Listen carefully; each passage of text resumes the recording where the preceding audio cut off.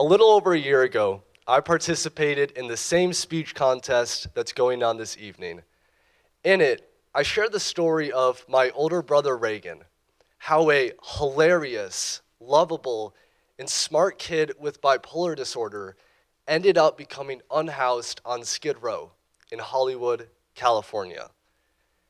I shared how seeing my brother out there living through those inhumane conditions truly changed my perception on who can be unhoused and homelessness as an entire construct. And what shocked me is that people were very receptive to these changes in mindset, which inspired me to keep doing more.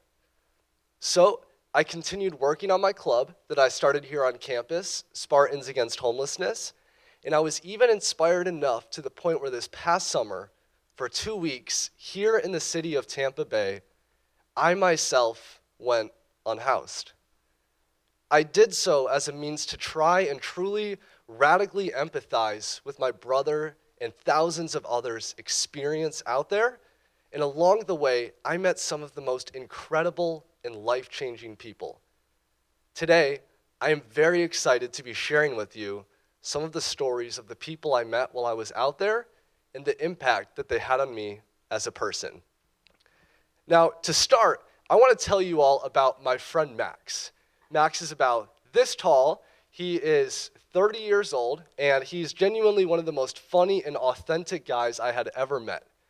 I first met Max at the Faith Cafe, which is over on Dale Mabry, and it's a soup kitchen where local folks who are unhoused or need a meal can go to get that. Now, I realized on the second day that I was there that Max and I were both going to be going to the same bus stop, headed back downtown to attend John F. Germany Library to escape some of the Florida heat.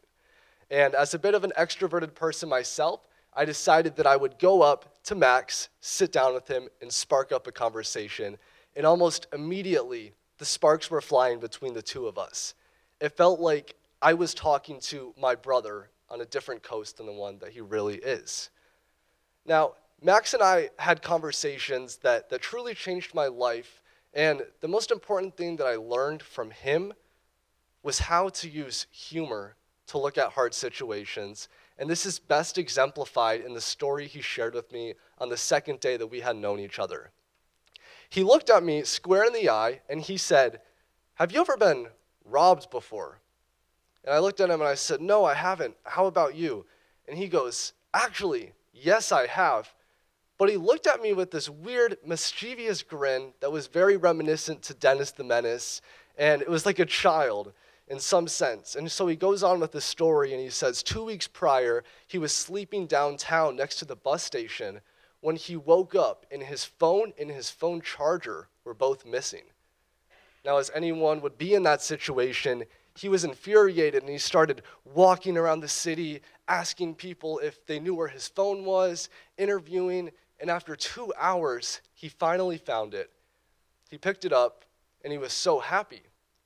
And so going back to when we were sitting on the bench, talking to each other, Max looked at me in the eyes, and he goes, "Do you know why I still have my phone today?"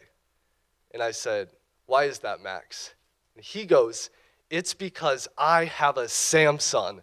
And I started bawling. He's going on about how the security is better, how Apple products are cliche and mainstream, throwing all sort of crazy claims out that are unwarranted. And I'm just thinking about my dad, who has sworn off Apple entirely and will never get one in his entire lifetime. Now, it's a goofy story, and I understand that, but it's the best one that I can share to truly illustrate who Max was as a person. Authentic.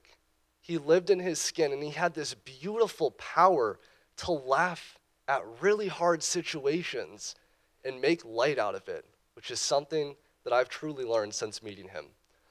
For the rest of the 2 weeks out there, me and him had the same routine every day.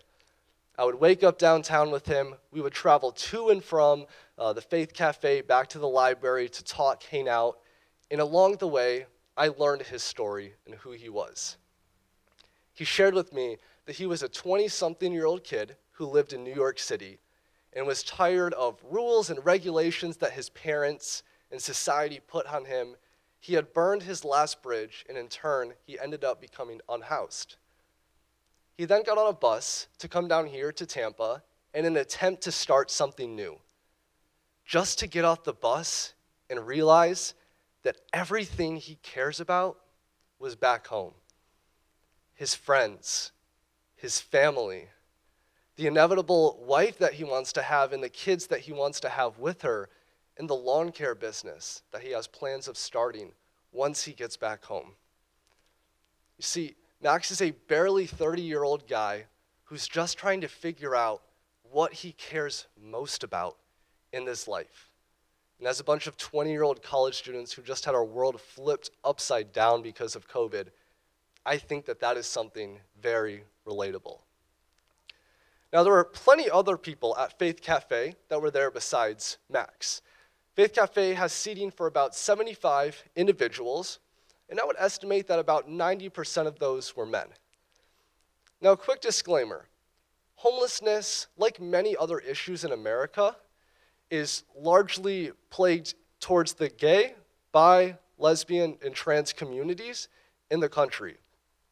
It affects it at exacerbated rates, but from my look at Faith Cafe and the conversations that I heard from the people there, it seemed like most of their patrons were at least externally straight.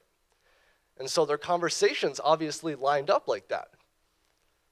So when we're thinking about straight guys between 20 and 60, who I would assume mostly are single, what are two of the things that they would talk about most? On one hand, we have sports. And on the other hand, we have the ladies. And the conversations followed suit for how they talked about it. They talked about who is the greatest basketball player of all time, LeBron or MJ. They talked about sports betting, all kinds of things. And there was even a very unpopular opinion thrown out there by one gentleman who said that Brady needs to, quote, get his ass out of Tampa, which I would assume he will not have a career in sports analysis coming up based on that one. We talked about past relationships, crushes, all kinds of things, and I was awestruck at just how relatable those conversations are and how much people at UT or people in my family talk about all the time. Despite the divisions that are placed on us, we all end up sharing a lot more in common than we think. Lastly, I would like to share with you all a story about two ladies I met, Missy and Sarah, and then an individual one about Missy a little bit later on. I met Missy and Sarah up at Burrell Park in North Tampa, one of the lower income districts here in the city. And we were sitting there at a food drive, which a local organization comes by every Saturday morning and supplies food to people who need it. We were sitting there having conversations about all kinds of things. We talked about our friends, memories, favorite colors, and then it got a little bit deeper, and I just started listening. They both shared how they became unhoused in the first place and how they see themselves within society. Missy shared that she was about to turn 70 years old and that before COVID, she lived in Missouri and she was married and had a job, but unfortunately, during that time, she lost both of those things. And she took a bus down here to Tampa in an attempt to start something new. Sarah lost her job before COVID started because of a disability that she has and has not been able to receive the funds necessary to live a fulfilling life. And so they're both out there for these tough reasons, and they started to examine and cross-conversate on why exactly that is. And they couldn't have come at it from completely different views like they did. Missy came from a very left-wing approach. She was well-versed in Marx and Engels literature. Sarah came at it from more of a right-wing conservative side. And they had, in some sense, contradicting opinions that they shared. But it was the way that these two ladies handled their conversations with each other that will forever sit with me. For 2 hours, they sat a couple feet apart, looked each other in the eyes, asked questions, and at the end, they even hugged each other and they said, "Thank you for having this conversation. That still sits with me. A couple hours later, Missy and I were sitting there in the same lawn chair that we were right when we started. And we were talking about all kinds of things. And she looks at me and she says, "Lincoln, I'm 70 years old and my body is in a lot of pain." I reached into my backpack and grabbed out a little 24-pack of Tylenol, something so small and insignificant to us on a daily basis. But I handed it to her, and I was shocked with the response.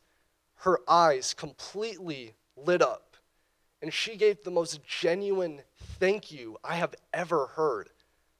She looked at me and she said, "You don't know how much this means to me."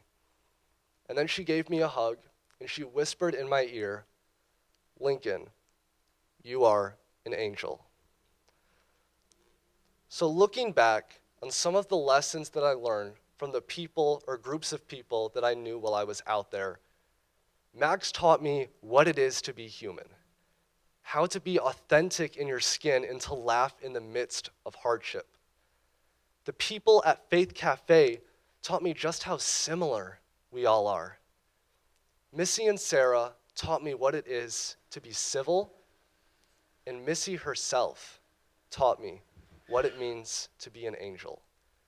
So the next time you are out and about in the city of Tampa Bay, whether you're going that way to a Lightning game or that way to a Buccaneers game, going to hang out with friends or whatever it may be, and you see someone who happens to be unhoused, I urge you to think about the stories I shared today, to see the face that is that human being, and maybe, just maybe, you might learn something too. Thank you.